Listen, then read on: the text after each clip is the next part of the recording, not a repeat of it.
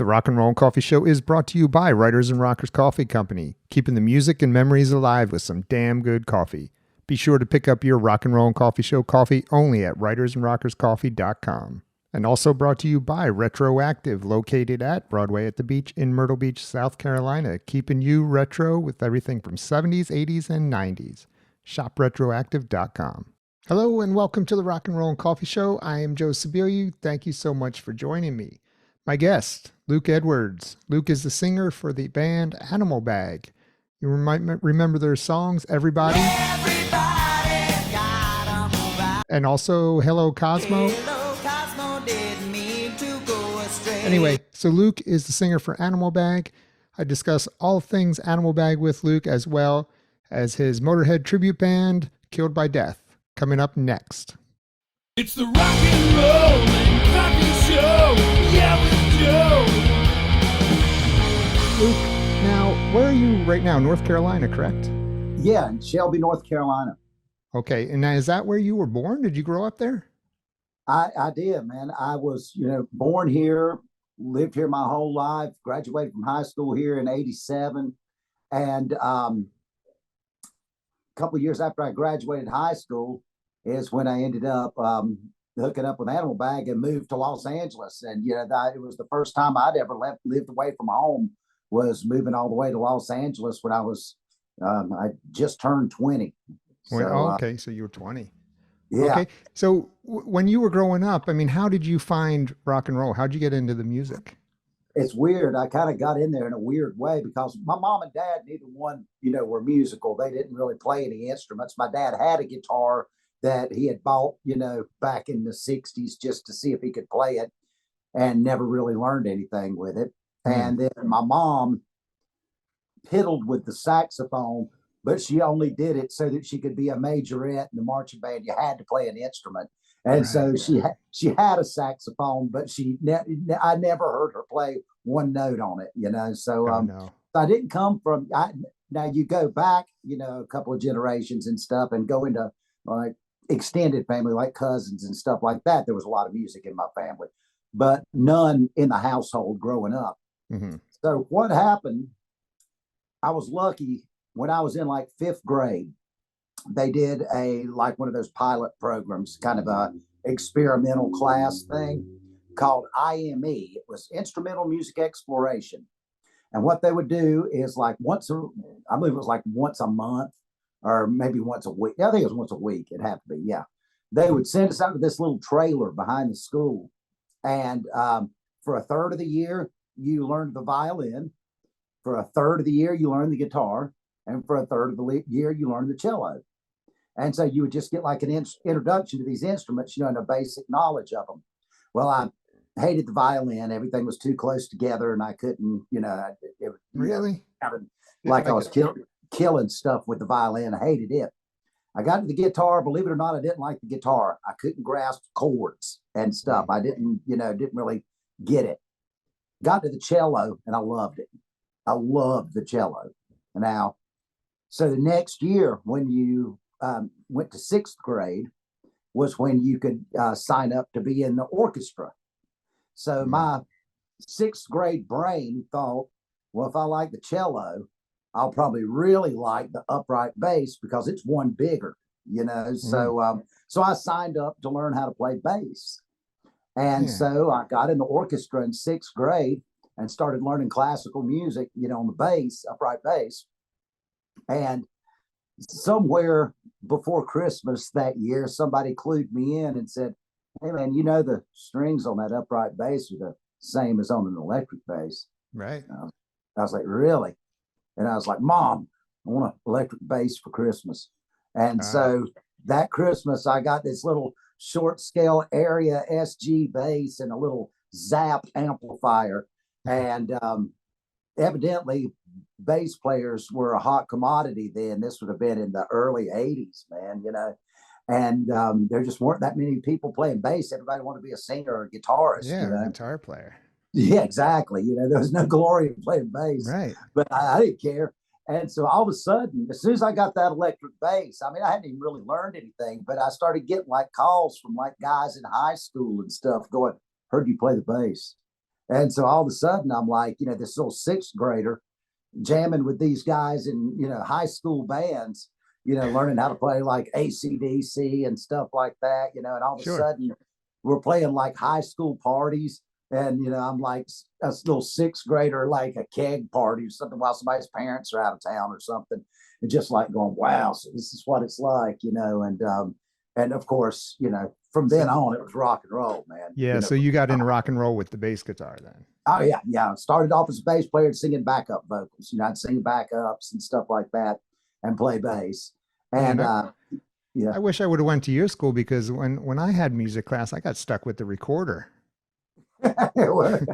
luckily, I see you. I could have joined. You could go the orchestra route, or you could go the band route. And the band was all like the woodwinds and brass and all the percussion and stuff like that. So I chose to go the classical route. So it was all violin, viola, cello, bass, stuff like that. So, yeah. So how did you get into singing then? You started with bass. Where was that turn where you went into vocals? Well, I mean, I would sing a lot of backup vocals, and then it got to where as I progressed through some different bands on up into junior high and stuff, it was like, why don't you sing one? And so I would sing a song every now and then, that kind of thing.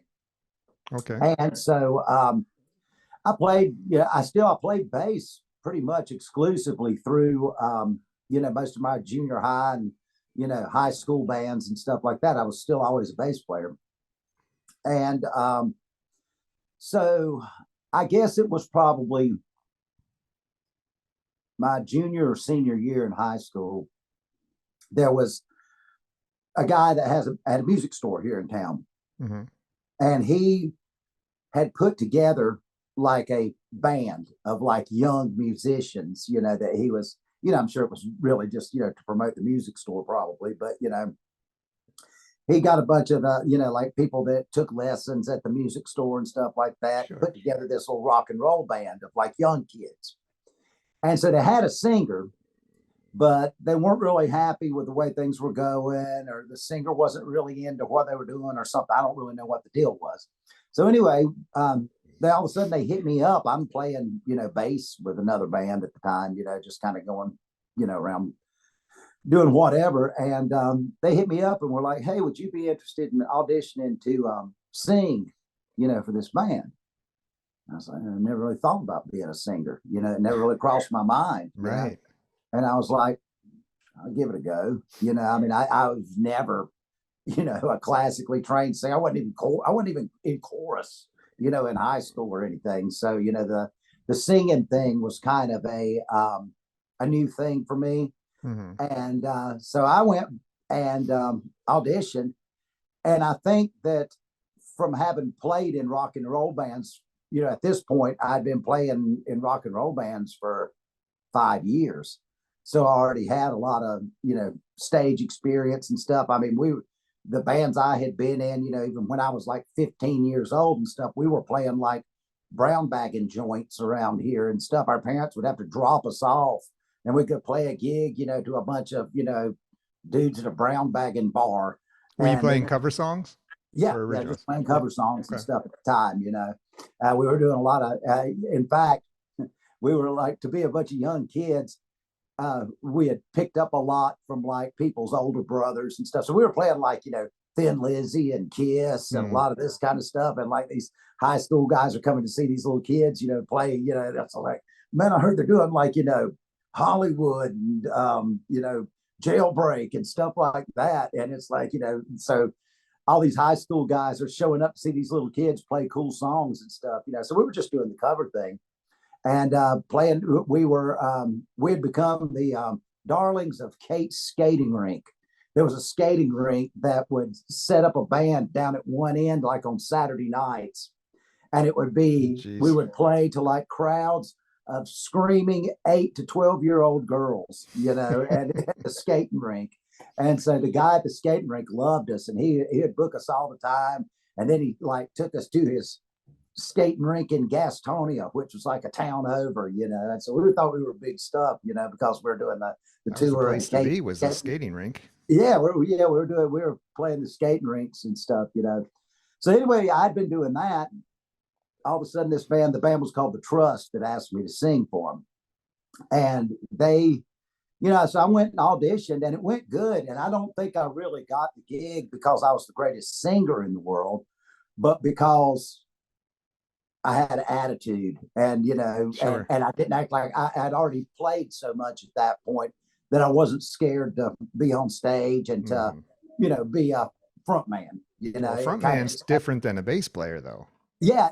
But, I think the large part of it is, well, at that point, the expectations weren't quite as high as like when you Sure. get to the next level, so anyway, I got the job playing with those guys.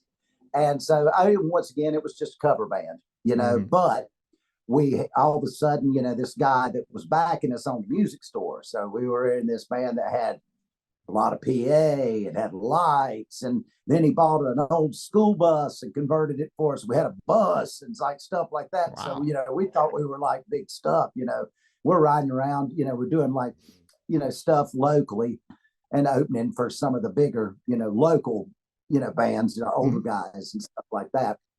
And then we started doing some gigs out of town. Like we would go to Tennessee and play, Gatlinburg, Pigeon Forge. And, we went down to Myrtle Beach and played some gigs down at Myrtle Beach and stuff like that, So, yeah. And so we were playing down there. We were back when Dixie Electric Company first decided to have live music. We were the first live music band to play at Dixie Electric Company. They back in the day, down there in Myrtle Beach, because they were primarily a dance club. Mm-hmm. And so we went down there and played and, kind of started getting the itch, to being more of a working band. I started, started thinking about it, that maybe this could be something, more than just, a hobby or, something like that. Maybe this could actually be something. But you were still doing covers at the time. Yeah, still doing covers at the time. And which actually is kind of what led me to meeting the guys in Animal Bag and taking it to that level, was that I was just getting burned out on playing covers. And I was ready, to write some music. And the band I was in, the Trust, those guys, great musicians and everything, but nobody, me and maybe one other guy in the band, had any interest in writing original music. The rest of them were just happy to play, covers and go out and just be a really good cover band. And so I was kind of getting frustrated with that. And I remember I went to a club in Charlotte called the Park Elevator at the time. And this has been in like probably 87, 88, something like that, And I went to see this band, Dirty Looks. And Dirty Looks. I love Dirty Looks. Great band. Yeah. And so I went to see Dirty Looks, and I ran into this girl that I knew that was there at the show. And she's like, "So how's it going? You still playing the band and everything?" I said, "Yeah." I said, "It's going good." I was like, "We're getting some gigs. We're, playing some out of town gigs and stuff like that." I said, "But, still, it's just all covers, and I really, would like to play some original stuff." She's like, "Oh, I got some friends that have a band here in Charlotte." She's like, "They do almost exclusively original stuff." She said, "They got a pretty good following around here." She said, "But they're kind of parting ways with their current singer because he's not really into the direction they're going." And she's like, "I think the drummer's going to be here tonight. I'll introduce him to you." I was like, "Cool." So she introduces me to Boo from Animal Bag that night, and I already heard of Animal Bag. They already had a pretty good following. Yeah, they already had a following with the singer that they had, Did you like them? Uh-huh. Did you like them? Oh, yeah. I loved what they were doing, and they were like, up here, they were, actually packing out clubs, playing original music and stuff like that, So it was like, I didn't even know if I was even qualified to even think about joining that band, because I didn't know if I was on the same level with those guys, because they were just, unbelievable musicians, And so I meet Boo that night, and he says, kind of tells me about the band and tells me that, we're trying to go, they were getting real into stuff like, they were getting a little bit they had always been kind of a little bit more when they started out I guess, kind of hair metal a little bit, sleaze rock, kind of, that kind of LA Guns, and type stuff that, like Okay. that, and Guns N' Roses and stuff, like that. And, but they had discovered bands like Jane's Addiction and Voivod, they'd got like the Jane's Addiction, that first one, the Triple X, tape recordings and stuff. And they were getting into some stuff that was a little bit more left field. And the singer, didn't want to go that way. He wanted to play more, stuff like Dokken and stuff, Right. Right. And so anyway, so they were looking for somebody that was ready to kind of go in that direction with them. And I was like, man, I'm open for whatever. I listened to all you just kinds wanted of to stuff. sing. Yeah, and I was into so many different kinds of music. I mean, I loved all the hair metal stuff and everything that was happening then and everything, but I was also like a big fan of like, Jethro Tull and Uriah Heep and all these bands that I discovered all these bands. My dad bought a big stereo system from a guy he worked with. And when he brought it home, the stereo cabinet had some 8-tracks down in the bottom of it. And Nice. I was like little, and I put on headphones and was just going through these 8-tracks. And it was like Uriah Heep, Demons and Wizards, and Jethro Tull, Heavy Horses, and all this stuff. And I'm just like, it just like was, That was it. Yeah. I was probably like 10 years old when I started listening to that stuff. And it was just like, wow, and so instantly I gravitated to that kind of stuff, So I had this other side of me that, besides the hair metal and all that kind of stuff, that was a little bit more into that kind of prog rock, classic rock type stuff and everything too. Yeah. Which, Yeah. Because Animal Bag wasn't a hair. They didn't sound like the regular no, hair bands. We kind of made that. In fact, a lot of the riffs in some of the songs later on are recycled riffs from some of the stuff that was more hair metal when it started out. Mm-hmm. And then we were really bad to say, just to completely abandon a song if we felt like it didn't sound like us anymore. And then we would rip it apart and take the riffs and make new stuff out of it, Mm-hmm. So, it's like, oh, the intro to that. Yeah, that used to be Sex Ninja, and stuff like that, So, Yeah. anyway, so we would rip songs apart and recycle them, Yeah. so, Yeah. so, So yeah. so then when you first joined them, that's when you started writing what Animal Bag became? Yeah, it was funny because, when I joined them, I had to kind of go audition for them because, none of us knew each other or anything. Boo was like, are you going to be at the David Lee Roth show? And I was like, yeah. And he's like, I'll meet you in the tunnel, which the tunnel was what led to the floor at the old Charlotte Coliseum, Okay. And all the, the kind of rougher guys used to hang out in the tunnel and stuff. So I had to Stay go away meet from him. the tunnel. Yeah, I had to go meet him in the tunnel and get a cassette of some of their songs, that they were doing. And he was like, learn some of these. I was like, cool. And so I went home and I just learned every one of them. There's like 7 songs on tape. Mm-hmm. And so I went to audition with them. They said, well, which one do you know? I said, I know all of them. They said, you know all of them? I said, yeah. And so, and I didn't have no lyric sheets with me. I had committed it all to memory. You were ready. And so it went great from the first time we started playing together. It was great, And Boo, it was like a couple of days after they said, well, they told me that night. They said, well, if you want it, you got it. I said, yeah, I want Nice. it. And so he calls me like 2 days later and he says, hey, man, can you be ready to open for Crocus in like 7 days? And I was like, yeah. And so my first gig with Animal Bag was opening for Crocus in Charlotte. Yeah, that was the first time I played with them, was opening for Crocus. And so, of course, at this point, I'm just blown away because it's like I've just got sucked into this world that I never thought I would be in. And, these guys were doing all their original songs and all that stuff, Mm-hmm. So, of course, we started, as soon as I joined the band, the evolution into what Animal Bag would become started because everybody was on board. There wasn't one guy that was trying to pull it another direction. It's Right. like they're all 4 of us were going, well, I don't care how weird it gets, or, I don't care, I mean, to us, it was like there was something that made it sound like Animal Bag, regardless of what we did. I mean, we would, I mean, we compared it a lot to, how the Beatles, whether it was I Want to Hold Your Hand or whether it was Happiness is a Warm Gun, it was still the Beatles and it sounded like the Beatles. You know, I mean, they could do all this different stuff, but there was some kind of thread that went through that always sounded like the Beatles, you know, regardless of what it was.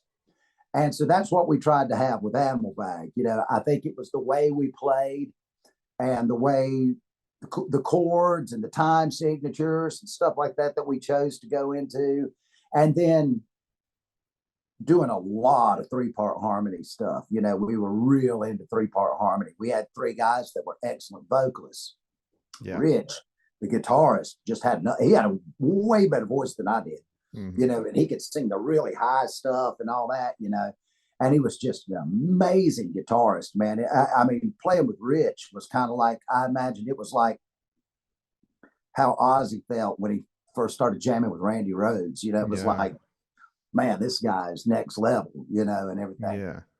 And so, so we started writing the stuff that was becoming more of, you know, the next generation of Animal Bag, you know. And it became a lot more progressive and a lot more, you know, time signature changes, key changes, the 3-part harmonies. We never said that doesn't sound like us or we can't do that. You know, I mean, if it ended up being a 12-minute long song, so be it. It was a 12-minute long song. Do you think maybe some of that kind of stuff may have held you back a little bit? Oh, I'm sure. I'm absolutely positive it did.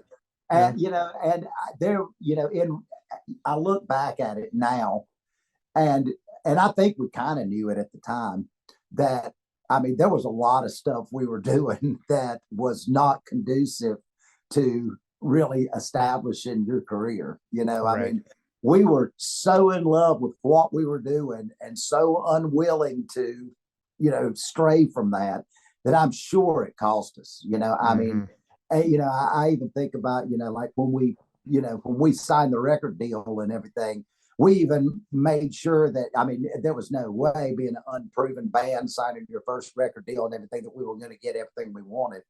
But we, you know, at least made sure that we had mutual blocking rights on everything. Basically, if the label wanted to do something and we didn't want to do it, we could just sit there and look at each other to stalemate till somebody gave in, you know, and, you know, and other bands are getting like, you know, selling publishing and getting all these advances for equipment and all this stuff. And we're like, nope, you know, we're going to have to pay that back. So we're not going to take any of that. We're going to keep all of our publishing because one day we're going to be glad we did. We're planning for like, you know, 20 years down the road. Like, well, that seems smart though. Well, to a certain extent, yeah. You know, but at the same time, you know, it like really the only thing we asked for when we did the record, we had a great attorney. Our attorney was just the best, man. He's went on to become the attorney for like MTV and Viacom and all that stuff, you know. But he was really good. And, you know, rather than sitting there negotiating a bunch of stuff that could have actually turned into like, you know, money for us and stuff like that, you know, all we wanted in the record deal was each member of the band wanted the entire Rush catalog on Mercury. Every album Rush released on Mercury. Because you were with Mercury, right? Yeah, exactly. And so when we signed the record deal in our attorney's office, when we went into the conference room to sign, he had all the contracts laid out, and there was a stack of Rush CDs in front of each. So you got what you wanted. Yeah, still got it. Yeah. So, but, you know, I mean, I think back at the things we did and the kind of the way we, you know, you know, honestly, I think we were like, you know what, if this happens, great. And if it happens, you know, it's going to happen like we want it to happen. And if it doesn't happen, it's already been a great ride and we're having a great time doing it. We've at least gotten to this level, you know. I mean, you know, when I joined the band, they already kind of had a plan that they were going to move to either Los Angeles or New York. They didn't know which one at the time, you know, but we're getting out of Charlotte. We're going to go pursue a record deal, you know. And I'm like, cool, you know. And so, you know, we saved up money and everything to move. You know? So you went to LA, right? Yeah, we went to LA. So did you have interest in you guys when you went out to LA, or did you just go out as a band? We Just went out there cold, man. We didn't know anybody. I mean, we did. There were a couple of guys from Charlotte that we knew that were living out there, playing with some bands and stuff around there. And so, I won't say we didn't know anybody, but we didn't know anybody that could help us out. We didn't really know anybody doing anything in the, music business or anything. We just moved out there cold, basically, we had Boo and Otis and Boo's girlfriend at the time and all that. They moved out like a week or two before the rest of us to go ahead and get an apartment, so that when the rest of us came out with all of our stuff, we could crash on the floor and at least have a place to stay while the rest of us were looking for a place to live and all that stuff. So, there for a few weeks, we were all living in one apartment with all of our stuff and all that. What year was that you went out there? We moved out there. It was the end of '89. And because I was 20 and or actually it was the beginning of '89. Because I think your album came out in what, 92? 91. Well, it was recorded. I recorded in 91 and came out in 92, I believe it was. Okay. I have a hard time remembering all the dates. Yeah, now that was kind of the time when Firehouse was coming out too, and they were from North Carolina, I believe, right? Those guys used to be they had been through a bunch of different incarnations around, Charlotte and everything before it became Firehouse. And we knew those guys. We knew, some of them. We weren't all, close friends with them or anything. But, they were a whole lot more in tune with what was happening at the time. Whereas we were a little bit fringe, Yeah, well, I mean, they were totally different than Animal Bag. Right, exactly. But they were,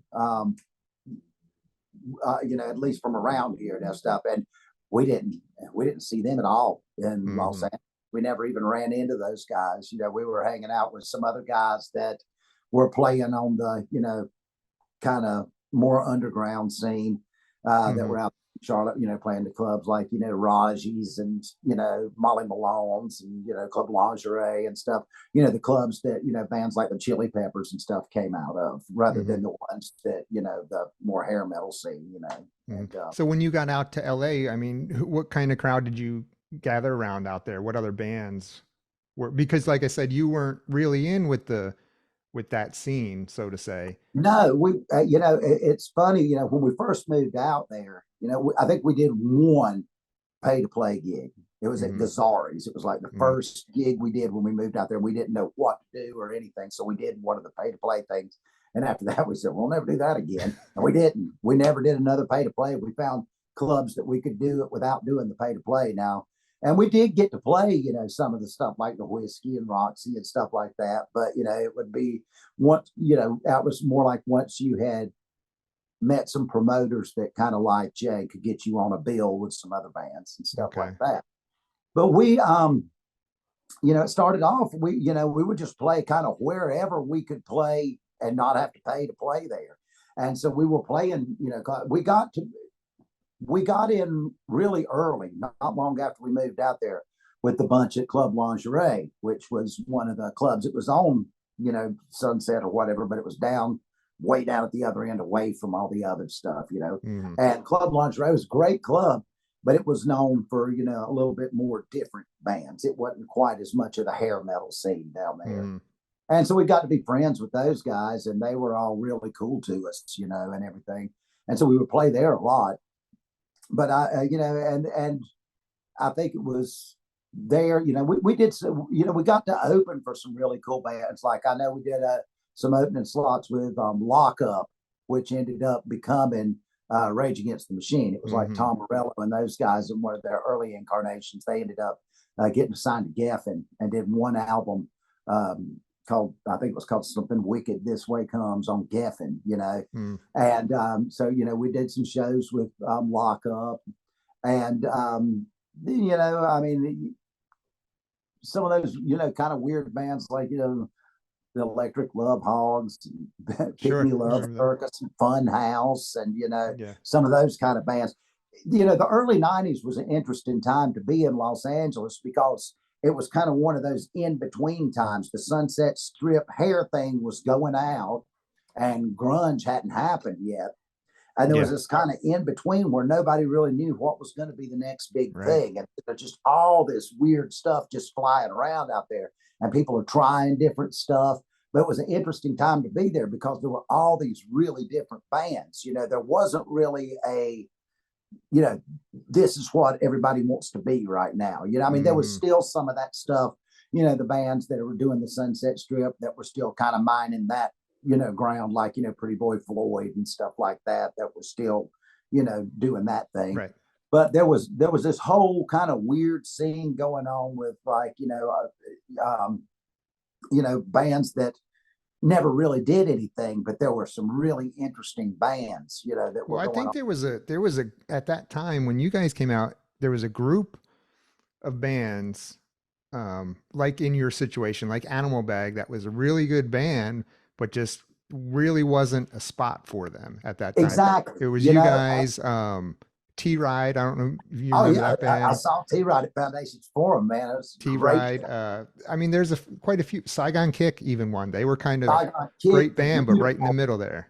Yeah, you know, the Beautiful. There's a whole bunch of the bands, man, Hmm. that, you know, just kind of fell between the cracks, you know, and then I think that, you know, without there being a big this is the next thing scene, the labels weren't dumping money into bands like they would, you know, like when, you know, other, you know, like when, oh, these guys are going to be the next so and so, you know, they, because you know how it was, yeah, one band would become huge, and then every label had to kind of have a band like How to that, get that you band? know, Yeah. Hmm. and so, you know, there wasn't a lot of that then, and so I think there were labels that were taking chances on some bands to see if it was going to hit, but they were kind of reluctant to dump all that money into it to where you saw them in every magazine or saw them on TV or saw them on the big tours and stuff like that. You know, they just weren't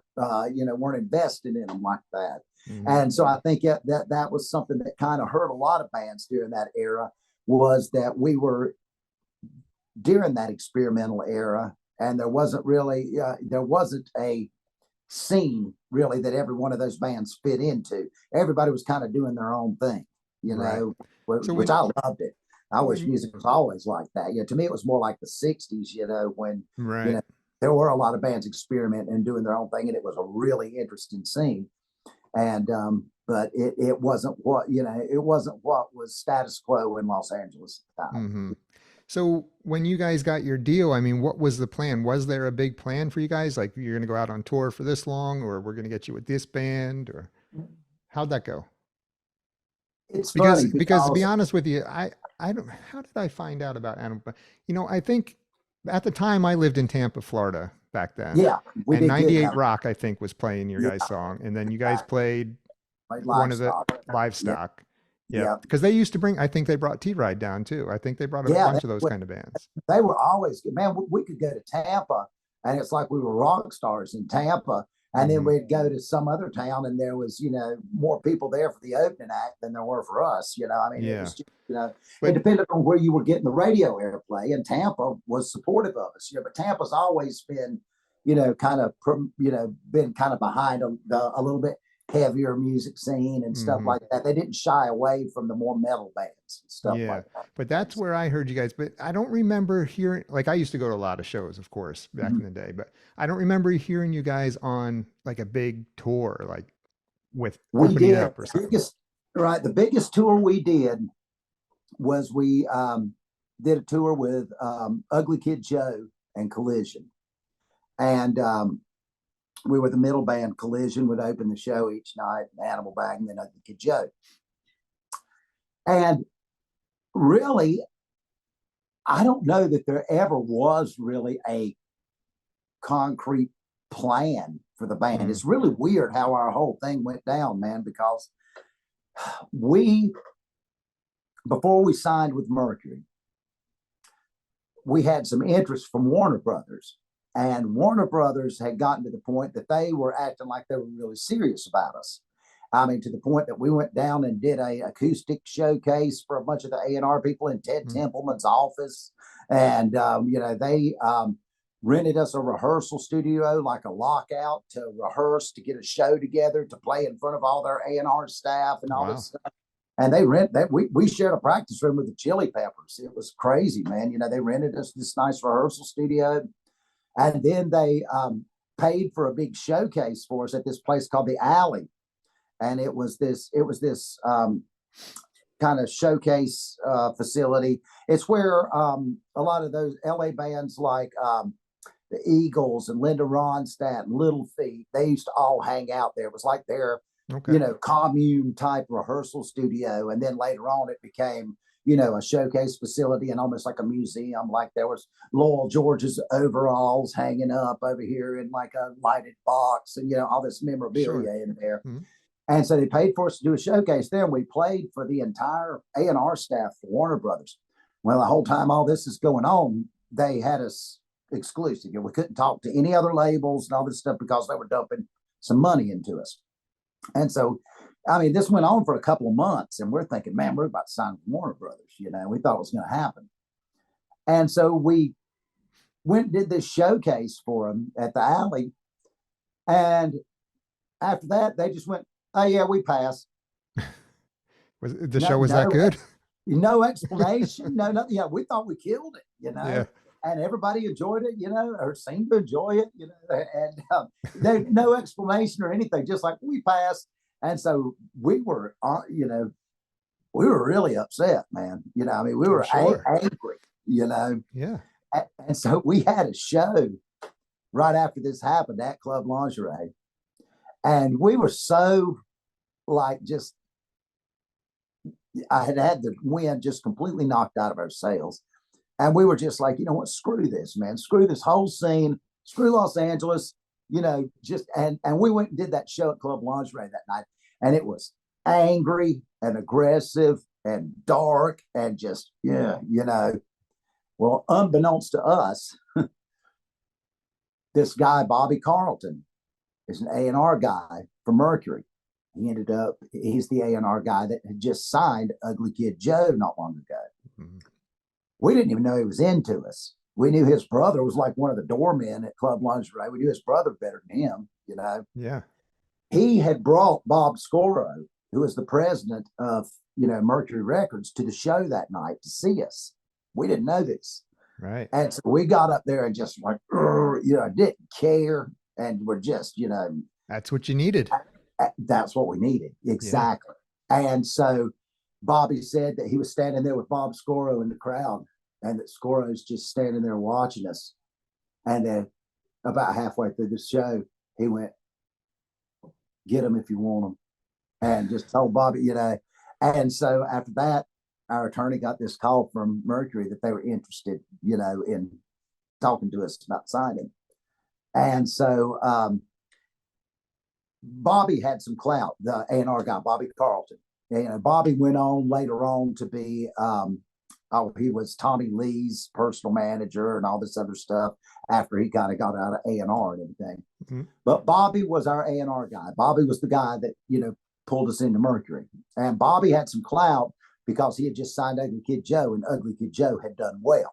Sure. You know, yeah. And they had done well without a bunch of money on them, you know, because that first album was recorded on shoestring budget, mm-hmm. and still did really, you know, I Hate Everything About You did great, you know. Right. So he was like, you know, everybody was taking Bobby really seriously at Mercury. And when he said, this is my next band right here, we were his second signing, you know. And so they were like, oh, Bobby Carlton's going to sign Animal Bag, you know, and all this stuff. So everybody's like, yeah, who's Animal Bag, you know, and all this stuff, you know. So, but there was this interest in us, you know.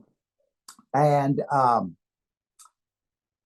they kind of had, I think we kind of developed a little bit of a plan that they knew we didn't want to be, you know, kind of hair metal, you know, typical metal band, that we wanted to be a little bit more alternative, you know. So they had this idea, you know, Mercury had Mother Love Bone. And, you know, when Andy Wood died, and Mother Love Bone morphed into Pearl Jam, you know. So, right. So when Mother Love Bone was on Mercury, they had their own little label called Stardog Records, you know, that was just a part of Mercury, a little bitty part of Mercury Records, you know. Well, they had this idea. Bob Scoro, the president of Mercury at the time, was really into us, and he was a good guy. He was really behind us, and I think he understood us, you know. And so he's like, "Well, why don't we see about releasing this album on Stardog instead of making it a Mercury release, you know, because I think that will give them a little bit more street cred and put them kind of in on the radar of the right crowd." This is your first record. Yeah, yeah. Okay. If they see that it's coming out on Stardog, you know, well, with Stardog, before you could release anything on Stardog, you had to get the blessing of the remaining members of Mother Love Bone. So the Pearl Jam guys had to listen to it and go, yeah, it can come out on Stardog. So they did. And we were thrilled that they said, yeah, they could come out on Stardog. You know, you guys weren't far away from Mother Love Bone, really. No, we were huge Mother Love Bone fans, man. I mean, just huge Mother Love Bone. Very similar sound sometimes. Yeah, yeah. And so they released that first album on Stardog, and they were like, you know, okay, well, you know, we need to get you guys on the road. Like, you know, we're going to try to build this thing grassroots. You know, we want to get you. They said we want to get you on the road like now, and so they put us on the road before the album even came out. We didn't even have an album out. We went on the road like 2 weeks before the album came out. Sure. And honestly, man, we were playing anywhere that would have us for like $100. You know, I mean, we were playing for nothing. You were on your own? Yeah, yeah. They were giving us tour support, you know, to foot the bill. No, but you were out by yourselves. Right. We were just on our own touring, you know, opening. And some markets we would go in and open for whoever was the hot local band and stuff. I mean, it was just like, get these guys out, get them out and play, you know.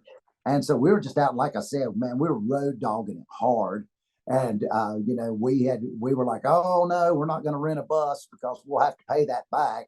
So we went and bought like a little Class C RV, and we're out driving ourselves around in this little bitty RV with a van following behind us with all the equipment in it, and 2 roadies, you know. And so, you know, we're like complete, like almost like punk rock road dogging it out there, you know. And because we didn't want to spend any money, you know, because we understood that record label was a bank, you know, we were going to end up having to pay back. So we're trying not to, you know, trying to be frugal. So, but man, we went on the road, and it was like, I don't know how that tour got booked, but it was almost like throwing darts at a dartboard, because honestly, we'd play in a town, then we'd do like a 6-hour overnight drive to play another gig, and then we'd go right back through the town we'd played the night before to go to it. You know, it was just insane touring, you know. And so we did that for a while, and then finally the album came out, and you know, the label finally had something to work at radio and stuff like that, you know, and try to you know, get you to where at least in some markets people might know who you were when you got to town, you know. Yeah. And so anyway, we you know, we once the album came out, that was kind of when the idea came, we should put them out on tour with Ugly Kid Joe, because those are Bobby's bands. And Ugly Kid Joe had just released their second album, the one with Cats in the Cradle and all that stuff on it, you know. And so they were playing, you know, bigger venues, like, you know, bigger, you know, 2,000 seaters, 5,000 seaters, stuff like that, you know. And so that was when we got on the tour with Collision and Ugly Kid Joe. Seems like it'd be a good match. It was. And we did that tour for, we were on the road with those guys for probably like 8 or 9 months doing that tour. That long? We were out there for a long time. And man, I mean, without a break. We were playing like 5 or 6 nights a week without a break. We went back and forth across the United States 3 times. We went into Canada. We went down into Mexico. We were just, and still in our little RV. Collision had a bus. Ugly Kid Joe had a bus. Animal Bags in an RV driving themselves, you know, and stuff like that. So, yeah, so we're just, you know, but it was great fun, man. We had a great time. And it was cool because being an opening act, we had to play for 45 minutes each night. Yeah. You just pick your best stuff. and you could go out there. You didn't even have to pace yourself. You just went out there and just went. Did you guys keep the attitude with you that got you your Oh deal? yeah, Yeah. oh yeah, yeah. We. I mean, it was like, yeah, it was somewhere between. I said we became with the attitude and the music and everything else. It was somewhere between like if you crossed Rush with Pantera, Mm-hmm. something like that, because it was like this real kind of in your face. And then and then I was getting into. I had always been really into punk more so than the other guys in the band were really more into like they prog rock and all a lot of that alternative type stuff Jane's Addiction, stuff like that. But I was more like I was the one that was like into Black Flag and stuff like that. Sure. And so I was trying to do a lot of the vocal treatments, like the everybody calls it the Cookie Monster stuff or whatever. Before that was really pop, now the real guttural stuff is real popular. But I was trying to do that stuff, kind of my version of it before then. So it's like the songs would go back and forth between me singing clean voice and then some of that stuff too, And so it was real easy to get the energy and get in everybody's face, and we would invite them to like stage dive and stuff, and just got whatever we could to get the crowd riled up, because like I said, we only play 45 minutes, so you could just go out there and just go balls out and just Sure. You didn't have to worry about making it through an hour and a half show. You just went out there and gave them everything, and then went off and went, whoa, Yeah. So you're on the road for 8 or 9 months. You come back, you get off the road. Did you go right into the studio for the next album? Or? It's funny, man, because and the next out the next album ended up being Offering, which Offering had kind of already been recorded, because Offering was not supposed to be our next album. Mm-hmm.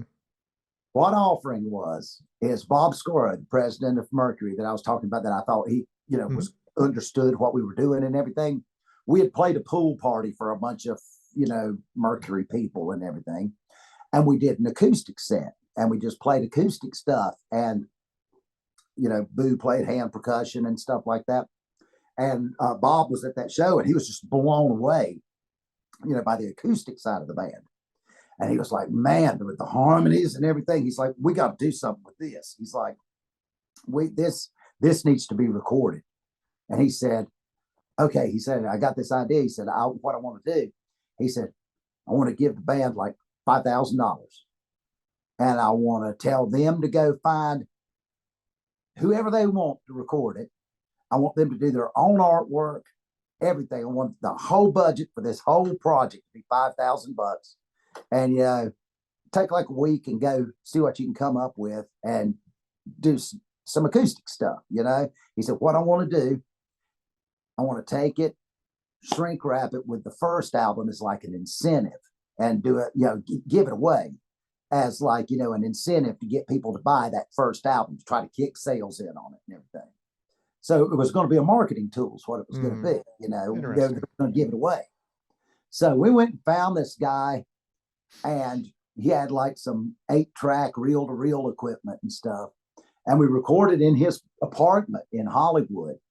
And we had to record during the day, because we had to record when his neighbors were gone to work, so that we wouldn't bug them, and you wouldn't record their noise through the walls and stuff like that, But if you listen to Offering, at the end of one of the songs, you can hear like a crash. That was when the guy's cat jumped up on to the counter and knocked some dishes into the sink and stuff like that. We just left all that stuff in there. Sure. We just basically went in we did vocals in his bedroom. I just stand in his bedroom with a microphone and do vocals. And we recorded in his living room. And we recorded this whole thing. I did the artwork, just drew it, and everything with colored pencils. And we did the whole thing for $5,000. All the recording, all the mastering, all the artwork, everything for $5,000. Did it come out by itself, or was it only with the first record? What happened? We got everything together. We took it. We turned it in. They took it to Bob Scora. he put it on and couldn't believe we had done this album for $5,000. And he said, "This is too good to give away. This is the next release." And No. so it ended up being our next release. He's like, "We're not giving this away. We're going to put this out." You should have blocked him. Huh? You should have blocked him. Well, at the time, we were so happy with the way it came out, and we were thinking, well, this will buy us some time while we're working on the next real album. I mean, to us, it was buy you a few months because they had us on the road so much at the time. Because we were this was I think I get everything confused, man, because it's been so long and there was so much going on. But I swear, I think we had pretty much wrapped up all that recording and everything before the Ugly Kid Joe tour. Okay. So at the time, we were still doing the crazy tour and just all over the place and, one-offs and stuff like that. And so we were just thinking that, okay, well, if they just release this and promote it for, 6 or 8 months, that'll give us time to, stay on the road, do a little touring and write, because we hadn't had a whole lot of time to write because we've been on the road so much. So we're like, that'll give us time to think more about writing and try some song ideas out live and stuff like that, and really work on the next album, So we didn't really think of it being as something detrimental, coming out as our next album. We were just kind of flattered that he thought it was so good that it was gonna, they wanted to put it out as our next album. Yeah. So they put it out, but they didn't really promote it as the next album. They didn't, because they were still promoting the first album. So it was just kind of in this void. And, so, of course, that, it didn't do much as far as sales. And there was never really a single work to radio or anything because it was of what it was supposed to be and what it actually became, Right. And so, so offering it, I love that album. I actually like it better than our first album. The first album was recorded on a mobile truck.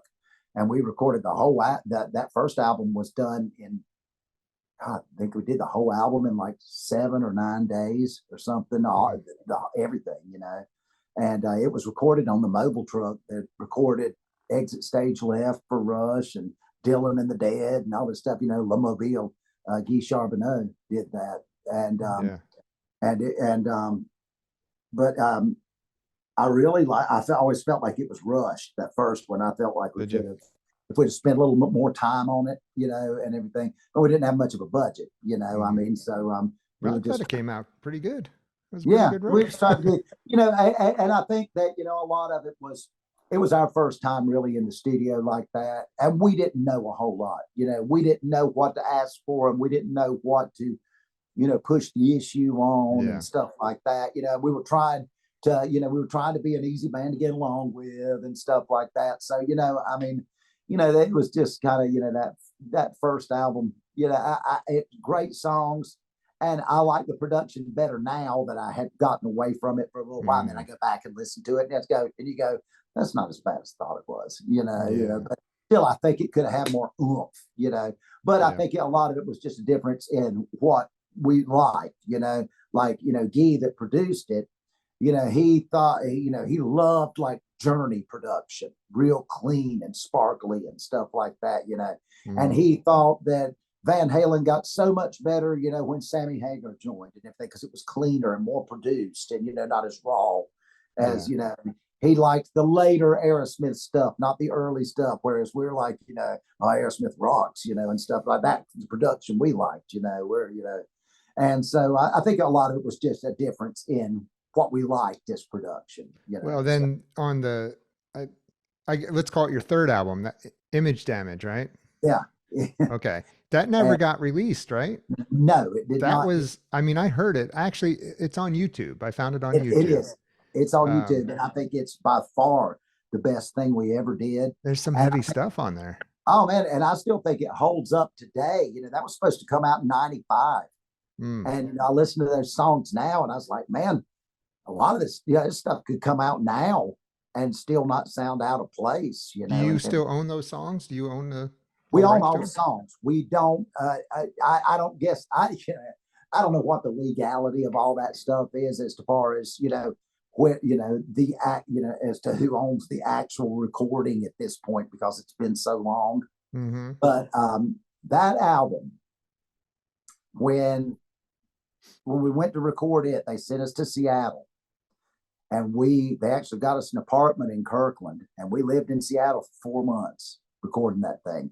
We did all the basic tracks at Bad Animals, which is Hart's studio up there. Mm-hmm. And then we did all the overdubs out in Woodinville at a studio called Bear Creek. There's actually a really cool documentary on Bear Creek Studios. But the producer was Terry Date. Right. And he Terry, worked with Pantera. Yeah, did all the early Pantera, did Bad Motor Zombie, Finger. I think. Yeah. Mind I think Funk. so. Remember them? Did, You remember Mind Funk? Bad Motor Finger for Soundgarden. Mm-hmm. Did the first Deftones album. Terry's just an unbelievable producer, and Terry understood what we were doing, Yeah. and Terry, but if you wanted to work with Terry, you had to go to Seattle because Terry lived in Seattle and Terry didn't travel. Terry was already had enough clout that if you want to work with me, you come to me, we work in the studios. Seattle was hot at that time too, wasn't yeah. it? Oh yeah. Big time. And so, so we went up there and recorded, and we spent all this time recording with Terry, and it was a fabulous experience, man. Just having that much time, like we'd get up in the morning and go to the studio and spend all day there recording, and then, it's got to where, we felt like Seattle locals because, we knew people at the grocery store and everything else because we stayed there, for so long and everything. But it was a great experience, and we were really, really pleased with the way everything came out on that. Yeah, what I heard so far sounded great. I'm going to listen to it more. I didn't get to listen to everything on it. Oh yeah, there's not a song on there that I don't like listening to. I think Image Damage, had it been released, had they known what to do with it, but what had happened in the time between when they decided that they were going to send us to Seattle and that Terry was going to do the album and everything, they cleaned house at the record label. Those record labels, every now and then they'll just fire everybody there and bring in a whole new staff. And really all everybody does is jump from label to label. Mm-hmm. You can talk to anybody. It's like, well, I used to be at Interscope, but now I'm here, and all this stuff, And I guess it's, supposed to keep the ears fresh and keep people from getting complacent in their jobs or whatever. But anyway, they fired everybody that was working with us except for our A&R guy. Mm. All the people that were working us at radio, all the people that were doing, special projects, all the people, Bob Scoro, president of the label, that understood us and got us and was so behind us, he was out of there. Mm. So all of a sudden, our entire team was gone. And it was us and Bobby, our A&R guy. And so this guy, Ed Eckstein, got moved to president of the label. Well, Ed Eckstein was the guy that signed like Vanessa Williams and Tony, and a lot of those kind of totally bands. Different style. Completely. It was the dark ages for rock and roll at Mercury. Because you think about in the mid-90s, Kiss went away, the Scorpions went away, Bon Jovi went away, all the rock bands that were on Mercury just kind of went away, So Mercury's whole focus became basically anything but rock and roll. Mm-hmm. And so, unfortunately, here we are. We're a band that really needed that push on this album. And now we're left with all these new guys coming in, bringing their projects that they're in love with. And this is just, somebody else's leftover project. Who are these guys? I don't know them, Mm-hmm. And so we just kind of got back burnered on everything. And it was like the worst possible thing that could have happened to us at the worst possible time it could have happened. You couldn't do anything, right? Because you were technically still with the label. Yeah. We're signed to the label. We're obligated to turn in, another album. We're, we're just basically at the mercy of the label at this point, Mm-hmm. And so we crank out what we think is just a phenomenal album. We turn it in. They get it. They listen to it. They came back to us and they said, all right, here's what we want to do. We want you guys to go back in the studio and we want you to pick a song that's been a hit and do your version of it. And we're like, Cover oh tune. man, they don't get it. We're like, they don't get it. They don't understand what we just turned in. They don't know what to do with it.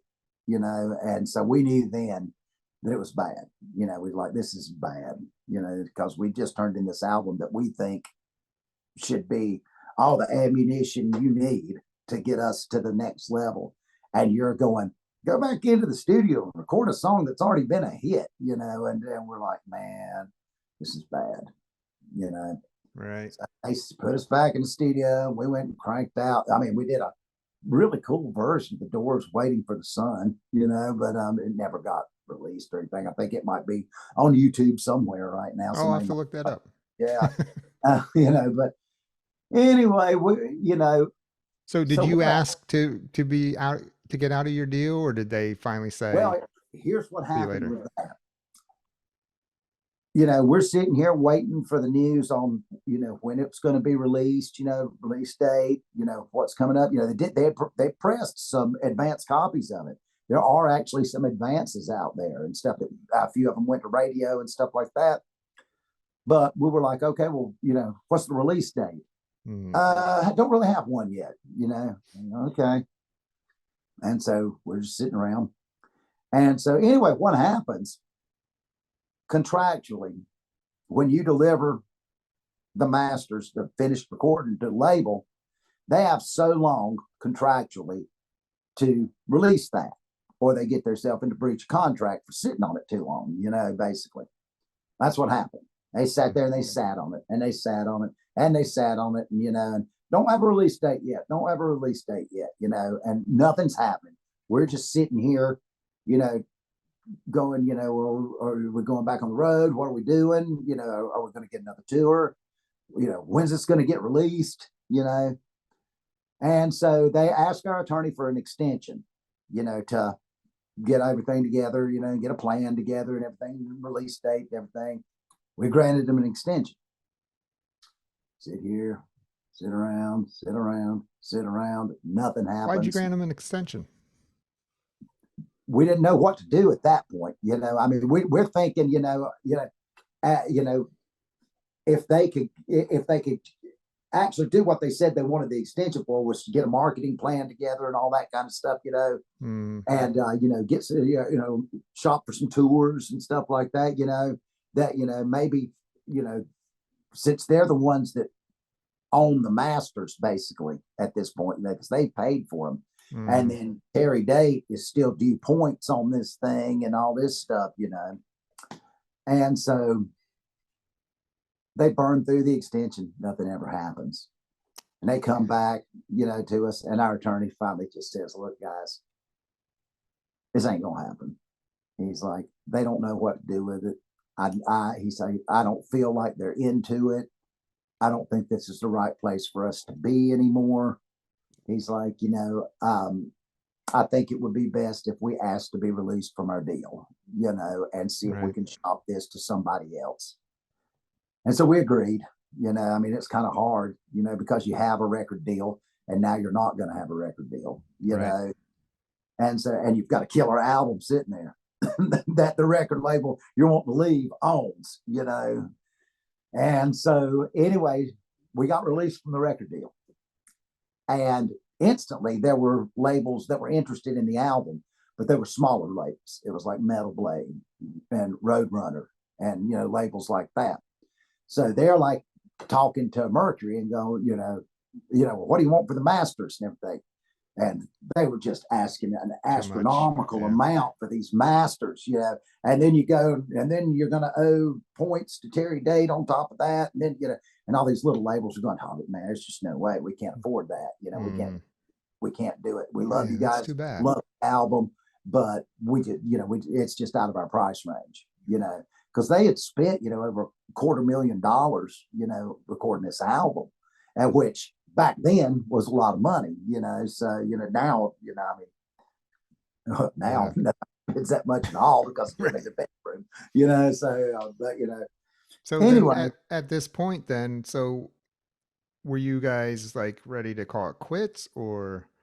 No, not at the time, man, because we just kept thinking that maybe somebody's going to come along and, pick this thing up. I mean, we were just, we were still trying, and our attorney was still shopping it and everything and trying to see if he could get somebody that, could actually come up with it. But, I mean, basically the label, Mercury had already decided at this point that it was more advantageous to take the tax write-off to them, and take it as a loss than try to sell it, so it just got shelved. That's too bad. It's really good. I mean, I definitely recommend people look it up. It's out there. Yeah, Image I would damage. love for everybody. I would love for everybody to hear it. So it got shelved and nothing ever happened with it, and it really, really, beat our morale down. Maybe you can look into that and release it on your own. I wish we could. And if I don't see, that's what. And I've actually had some people talk about that. And I don't know. I mean, I would need to talk to some attorneys and find out what the legality is and who would we still owe money to. And because, I don't guess Terry Dade ever got paid for doing the thing, or didn't get everything he was supposed to, and all that stuff, which I hate that because I love Terry. He was a great guy, super to work with. And I just hate he never got anything, the whole experience went from being such a great positive thing to just like a soul killer, and so at this point we had already moved back to Charlotte. When we were on the road so much, we decided there was no sense in keeping an apartment in Los Angeles that we would be in for a week or two at a time. At the price real estate was in Los Angeles, that we would just move back home, and so we had already basically just stowed all of our stuff in like our parents' basements and stuff like that. When we were home, we would stay there, and right. Well, I know you're in indie music now. I mean, did you take a break anytime after that, or? One time we came back and we tried to write some more stuff and just, tried to move on with Animal Bag, and, we demoed some other songs, which there's some other songs that we did in a little studio called The Basement, where we also practiced in Charlotte, that are on YouTube and stuff, But, nobody, I mean, everybody had just, it had just beat us down. Everybody's it was different now. And so Rich, the guitarist, kind of got into electronic music at the time and went off and kind of started doing a bunch of rave music and stuff, and became DJ Tree Frog and all this stuff, and DJ kind of Tree Frog. Yeah, and did a bunch of really cool electronic stuff if you're into that, but right. Rich went off on this tangent. And just kind of from there, I just quit, he just stopped playing guitar and just went up and started doing electronic music. And so we tried to bring in another guitarist, but it wasn't the same. I mean, Animal Bag was those four guys, and it just wasn't the same without one of them. Right. Well, I saw recently you and Otis did some stuff. Yeah, we did. I mean, and the band never officially called it quits. We never said we'd break up or anything like that, But we ended up losing a couple of members. I once the band just kind of stopped practicing, Otis and Boo went off and kind of started doing some stuff with a buddy of ours, Gideon Smith, and they did this project called the Dixie Damned. It was kind of like a, kind of Southern sludge metal, type thing. And then I was just ready for something completely different, man. I was just ready, and so I got real into bluegrass, believe it or not, man. And I went and started this band called Tater. That was kind of I love that name. Yeah, it was kind of a fusion of bluegrass and like outlaw country, with a dose of rock and roll thrown in it. And I mean, we were doing stuff like, I mean, there's bands now that are kind of doing, but we were doing the stuff that like Hank Williams III and stuff like that was doing before Hank Williams III was doing it. We were kind of the first ones doing a lot of, this kind of rocked up bluegrass thing with a drummer and all this stuff. And so the band actually did really well, man. It was together for 10 years and did a lot of, shows with a lot of big bands, and did a lot of, regional tour. And we did a lot, in the Southeast and stuff like that. We'd go down into Northern Florida and back up and up into West Virginia and over into Tennessee, and, just kind of, do the Southeast and stuff, Right. And so I did the Tater thing, but the Tater thing was still kind of it was still kind of weekend warrior type stuff, I mean, because I was, we're all having to hold down day jobs to make, pay bills and stuff like that, Sure. And Sure. so I did that for a while, and then Tater thing kind of fell apart, and I did this thing that was still along the lines of Tater, but a little bit more rock and roll. We brought in some electric guitars and stuff like that. Did that for a couple of years, and then just kind of phased out of that, and would do some one-offs and stuff. I did a lot of one-man stuff, just going around playing, bluegrass, and we'd go down there to Myrtle Beach and play, and ended up with a little bluegrass trio that would go down there and play a lot during the summer around Myrtle Beach, Pawleys Island, Merle's Inlet, and all down there, Yeah. And in fact, Tater used to play down there a lot.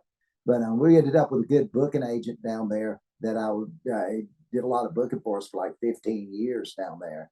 Oh, wow. And booking agent just happened to be really good friends with Alan Bybee, who lives down there. I think Alan lives somewhere around Surfside Beach or something. But Alan, is IBMA mandolin player of the year, beat like Sam Bush and everybody for, mandolin player.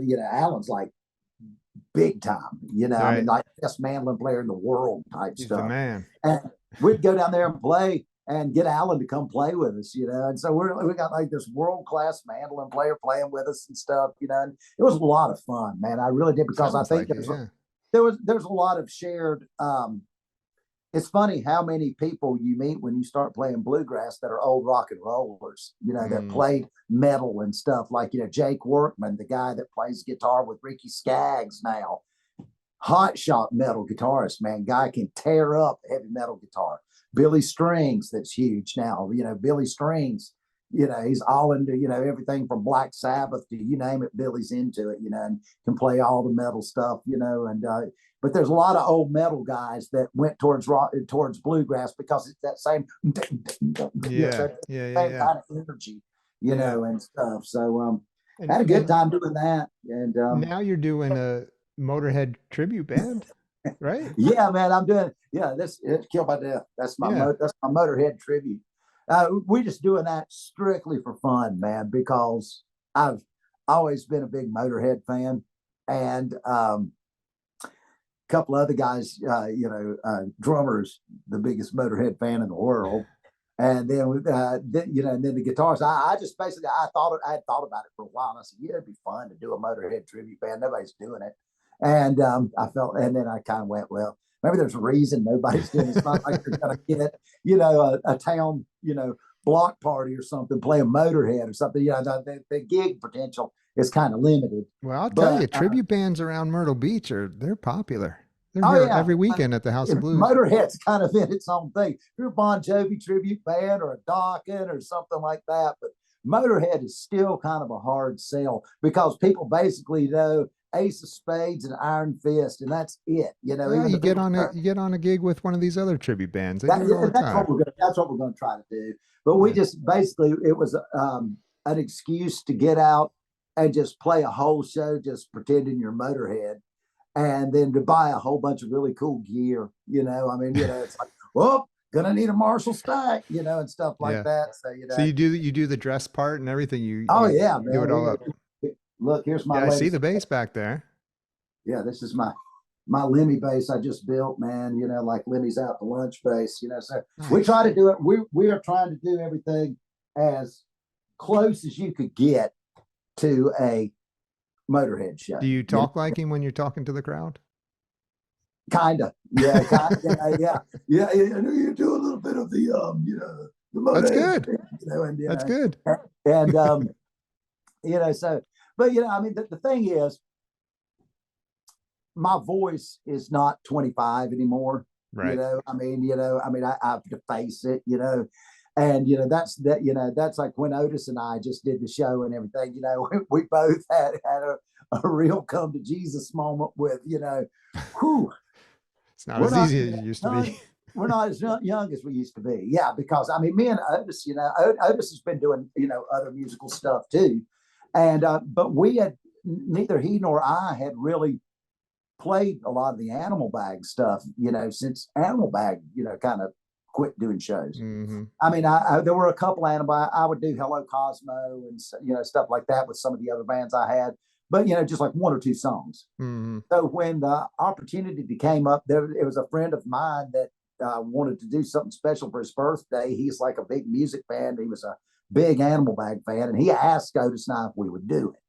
And we talked, and we were like, I was like, I'll do it, And I was like, yeah, I'll do it, man. And then, but we weren't really thinking at the time that, I mean, it's just Otis and I, Boo passed away, in 2002, and then Rich passed away in 2010. Mm-hmm. And I wasn't really thinking somebody's got to play those guitar parts, and that's going to be you. So you're going to have to learn Rich's guitar parts, which I'm nowhere near the guitarist Rich, was or anything. So I've kind of simplified them. Sure. And spent all this time learning them and everything. And then Otis probably like 3 years ago or so, Otis had a stroke. Oh no. And so Otis had to give a lot of his ability to play back and everything. Animal Bag has had such bad luck, man.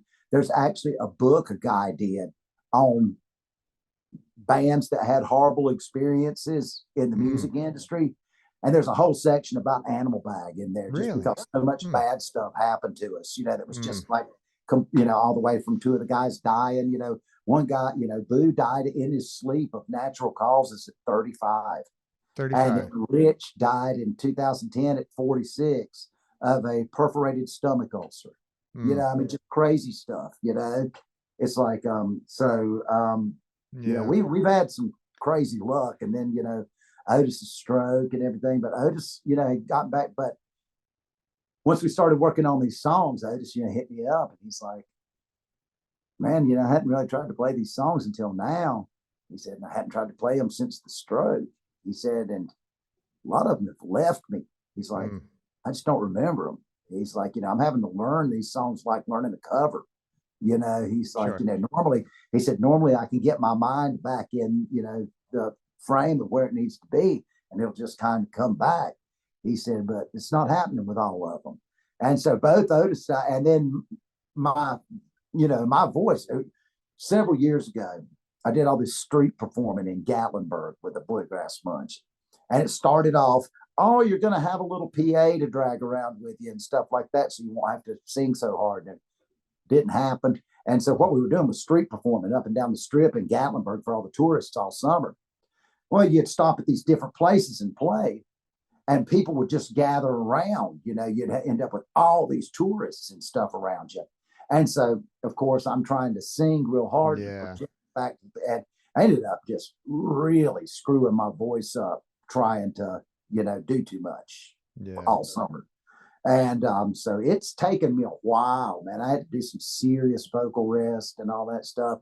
And then I just went to the doctor several months ago and had them do the scope thing, go up my nose and look at I just knew they was going to find like some nodes or polyps or something like that, that maybe something they could slice off, and I'd get it, all back and everything. And the girl looks down there and she says, vocal cords are clean. She's like, what it is? She said, you've done this for so long.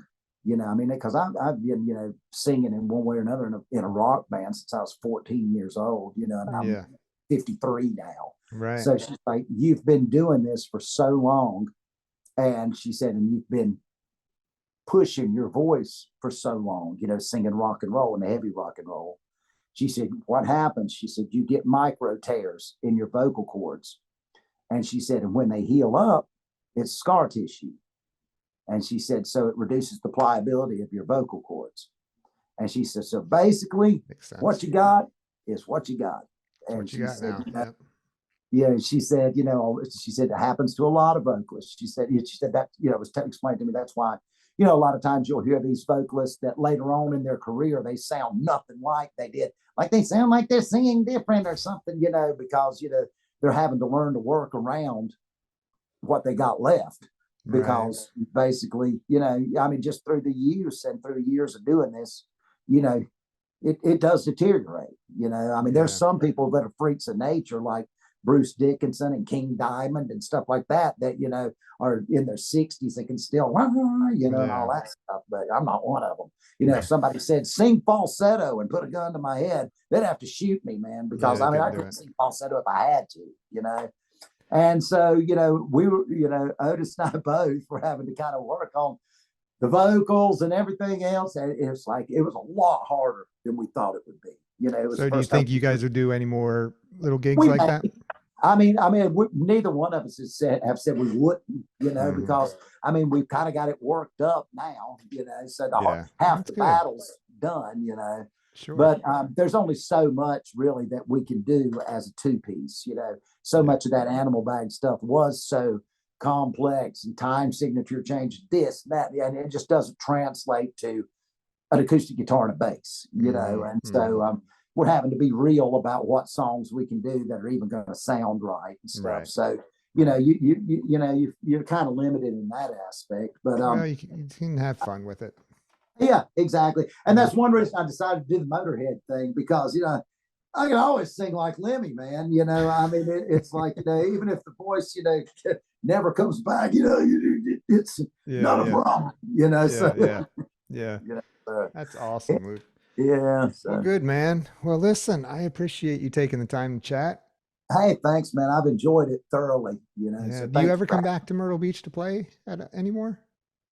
I would love to get back down there, man. And I just haven't had, I've actually talked to a banjo player that I used to play with and stuff about, for some reason, the bluegrass thing is just really easy to book down there at Myrtle Beach. So, as far as going down there and doing stuff, it always seems to me anytime I could put like a bluegrass trio together and learn a bunch of bluegrass and stuff, man, you can just get gigs everywhere down there. I don't know why they eat up bluegrass so much down there, but there's just a real market for it. So who knows, man, during the summer, that's the only way I get a vacation is to basically play for one. So, right. Well, if you ever make it back down here, let me know. I'd love to check it out. Oh, I'll definitely let you know, man. It's on the radar, so I'll let you know for sure. Awesome. Yeah. All right, buddy. Listen, you take care, okay? Hey, Joe, thanks, man. I really appreciate it. All right. We'll see you.